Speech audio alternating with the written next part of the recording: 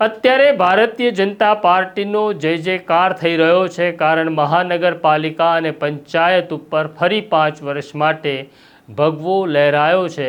પરંતુ જ્યારે ભારતીય જનતા પાર્ટી નહોતી અને જનસંઘ હતું, જનસંઘની સ્થિતિ એવી હતી કે તેની ટિકિટ લેવા પણ કોઈ તૈયાર નહોતું, ત્યારે અમરેલીના ચલાળામાંથી એક યુવાન અમદાવાદમાં આવે છે અને ખાડિયામાં આવેલા જનસંઘના કાર્યાલય મંત્રીની જવાબદારી સ્વીકારે છે। છેલ્લા 6 દાયકાઓમાં કેટલો ફેરફાર થયો, જનસંઘથી લઈ 2026 સુધી ભારતીય જનતા પાર્ટી ક્યાં પહોંચી તેનો એકમાત્ર સાક્ષી આ વ્યક્તિ છે। આ વ્યક્તિને પાર્ટીએ શું આપ્યું તેની વાત કરવી છે।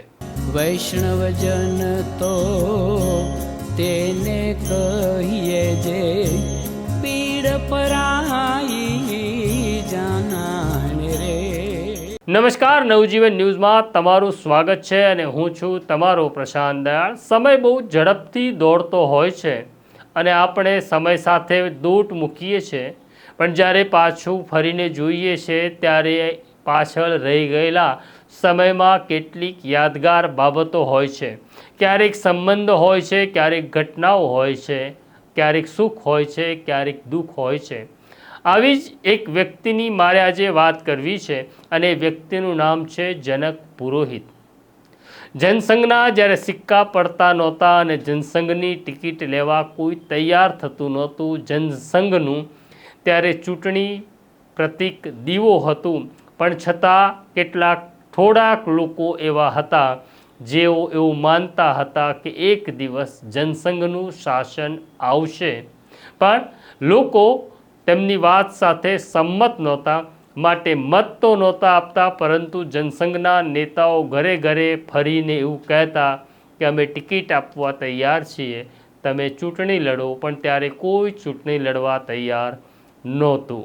આ જ વખતે જ્યારે સમય ખરાબ હતો ત્યારે અમરેલીના ચલાળામાંથી એક યુવાન પોતાનો અભ્યાસ પૂર્ણ કરી અમદાવાદ આવે છે, જેનું નામ હતું જનક પુરોહિત। બસ જનક પુરોહિતના મનમાં એવું હતું કે હિન્દુત્વની વાત કરતી આ પાર્ટી એક દિવસ સરકાર બનાવશે, પરંતુ સરકાર ક્યારે બનશે તેની ક્યારેય ખબર નહોતી।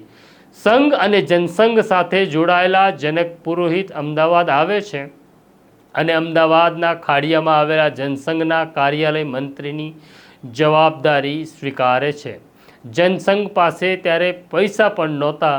જનક પુરોહિત દિવસે જ્યાં કામ કરતા એ જ કાર્યાલયમાં રાત્રે સૂઈ જતા હતા। આજે અમદાવાદ મહાનગરપાલિકામાં ભારતીય જનતા પાર્ટીને 160 બેઠકો મળી છે, પરંતુ જ્યારે 1974માં જનક પુરોહિત અમદાવાદ આવ્યા ત્યારે અમદાવાદ કોર્પોરેશનમાં જનસંઘની માત્ર એક જ બેઠક હતી અને બેઠક હતી અશોક ભટ્ટની। અશોક ભટ્ટ પેટા ચૂંટણીમાં ખાડિયામાંથી ચૂંટાયા હતા જનસંઘના પ્રતીક ઉપર। હવે આજે એ જ ખાડિયામાં આટલા વર્ષો પછી પહેલી વખત ભારતીય જનતા પાર્ટી ત્યાં હારી છે। 74માં આવ્યા પછી 75માં કટોકટી લાદવામાં આવે છે અને જનસંઘના મોટા ભાગના નેતાઓની પોલીસે ધરપકડ કરી લીધી હતી। બહુ જૂજ કાર્યકરો કે બહુ જૂજ નેતાઓ એવા હતા કે જેઓ ભૂગર્ભમાં જતા રહ્યા હતા, અને ભૂગર્ભમાં ગયેલા જે નેતાઓ હતા તેમાં નરેન્દ્ર મોદી અને નાથાલાલ ઝગડા જેવા નેતાઓ હતા। જનક પુરોહિતની જે કામગીરી હતી તે મધ્યસ્થી તરીકે હતી। એક નેતા પાસેથી સંદેશો લઈ બીજા નેતાઓ સુધી પહોંચાડવાનો, જેલમાં જે ગયા છે કાર્યકરો તેમની મુલાકાત કરવાની, તેમના પત્રો લાવવાના, આપી આવવાના, અને જેલમાં ગયેલા કાર્યકરોના પરિવારને કેવી રીતના મદદરૂપ થઈ શકાય તે કામગીરી જનક પુરોહિત સંભાળતા હતા। જનસંઘના કાર્યાલય ઉપર અવારનવાર પોલીસના દરોડા પડતા હતા, ત્યાંથી પત્રિકાઓ પકડાતી હતી જે સરકાર વિરોધી હતી, અને સમય આગળ ચાલતો ગયો। જનસંઘમાંથી 1980માં ભારતીય જનતા પાર્ટીની સ્થાપના થાય છે અને જનક પુરોહિત ભારતીય જનતા પાર્ટીના કાર્યાલય મંત્રી બને છે। તેમણે અનેક નેતાઓને ચૂંટણી લડાવી, અનેક નેતાઓને ચૂંટણી લડતા હારતા જોયા, તેમનો ગરબો નરેન્દ્ર મોદી સાથે ખૂબ નજીકનો રહ્યો, પણ સમય આગળ વધતો ગયો અને ત્યારે 1990માં એક યુવાન ફરી ભારતીય જનતા પાર્ટીમાં આવે છે, જેણે પેન્ટ અને શર્ટ પહેર્યું હતું. એ કાર્યકરનું નામ છે અમિત શાહ. અમિત શાહ નિયમિત રીતે નરેન્દ્ર મોદીને મળવા આવતા હતા. 1995માં સરકાર બને છે, ફરી તૂટે છે. આ ક્રમ ચાલતો રહ્યો. 1990 સુધી જનક પુરોહિત ભારતીય જનતા પાર્ટીના કાર્યાલય મંત્રી રહ્યા અને પછી 90માં તેમણે ભારતીય જનતા પાર્ટીના કાર્યાલયનું પદ છોડી પત્રકારત્વમાં પ્રારંભ કર્યો. આખી જિંદગી પ્રમાણિકતાપૂર્વક તેમણે પત્રકારિતા કરી. 2013માં એમનો દીકરો વિરાટ પુરોહિતને પણ એવું લાગ્યું કે મારે જનતા પાર્ટીમાં જવું જોઈએ અને તે વિરાટ 2013માં ભારતીય જનતા પાર્ટીના સંગઠનમાં કામ કરવાની શરૂઆત કરે છે. વિરાટ પુરોહિતને અમદાવાદના નવા વાડજમાં વોર્ડ પ્રમુખની જવાબદારી સોંપવામાં આવી હતી અને વિરાટ પુરોહિતની ઈચ્છા પણ એવી હતી કે તે અમદાવાદ કોર્પોરેશનમાંથી ચૂંટણી લડે, પરંતુ આપણે ત્યાં ચૂંટણીનું રાજકારણ જ્ઞાતિ આધારિત હોય છે. નવા વાડજમાં જ નહીં, આખા ગુજરાતમાં બ્રાહ્મણોની સંખ્યા કેટલી, એટલે સવાલ ત્યાં આવીને અટકી જતો હતો. ત્યારે ભારતીય જનતા પાર્ટી એક નિર્ણય કર્યો હતો કે જેઓ વોર્ડ પ્રમુખ છે તેઓ ચૂંટણી લડશે નહીં. જ્યાં સુધી અમદાવાદમાં કોણ ચૂંટણી લડશે તેનો નિર્ણય તો આજે પણ અમિત શાહ જ કરતા હોય છે. વિરાટ પુરોહિતની ઈચ્છા હતી એટલે વિરાટ પુરોહિતે પોતાનું નામાંકન પોતાની પાર્ટીમાં મોકલ્યું હતું અને ઈચ્છા વ્યક્ત કરી હતી કે મારે ચૂંટણી લડવી છે. બધા જ માની રહ્યા હતા કે વિરાટને ટિકિટ મળે તેવી સંભાવના નથી, પરંતુ જાણકાર સૂત્રો એવું કહે છે કે જ્યારે અમિત શાહ અમદાવાદ કોર્પોરેશનની યાદી લઈને બેઠા ત્યારે તેમણે વિરાટ જનક પુરોહિતનું નામ વાંચ્યું અને તેના ઉપર ટીક કરી, એટલે કે વિરાટ જનક પુરોહિતને ટિકિટ આપવાનો નિર્ણય કર્યો.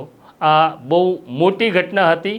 આમ તો 1990ના દાયકા પછી સમય આગળ વધતો ગયો હતો. જનક પુરોહિત અમિત શાહને મળતા હતા, એ પત્રકાર રૂપે મળતા હતા. તેમનો અને અમિત શાહનો ભારતીય જનતા પાર્ટીના કાર્યકર તરીકેનો નાતો પૂરો થયો હતો, પરંતુ આટલા વર્ષો પછી પણ અમિત શાહે એક નામ યાદ રાખ્યું, એક પાયાના કાર્યકરનું નામ યાદ રાખ્યું અને એના દીકરાને ટિકિટ આપવાનો નિર્ણય કર્યો. ચૂંટણીના પરિણામો જાહેર થઈ ગયા છે. વિરાટ જનક પુરોહિત ચૂંટણી જીતી ગયા છે. જ્યારે ચૂંટણીના પરિણામો જાહેર થઈ ગયા અને કાર્યકરો વિરાટ પુરોહિતનું સન્માન કરવા આવતા હતા ત્યારે પિતા જનક પુરોહિત બાજુમાં ઊભા હતા. અનેકોને ચૂંટણી લડાવનાર જનક પુરોહિતનો દીકરો આજે ચૂંટણી લડ્યો અને ચૂંટણી જીત્યો ત્યારે તેમની આંખમાં આંસુ હતા.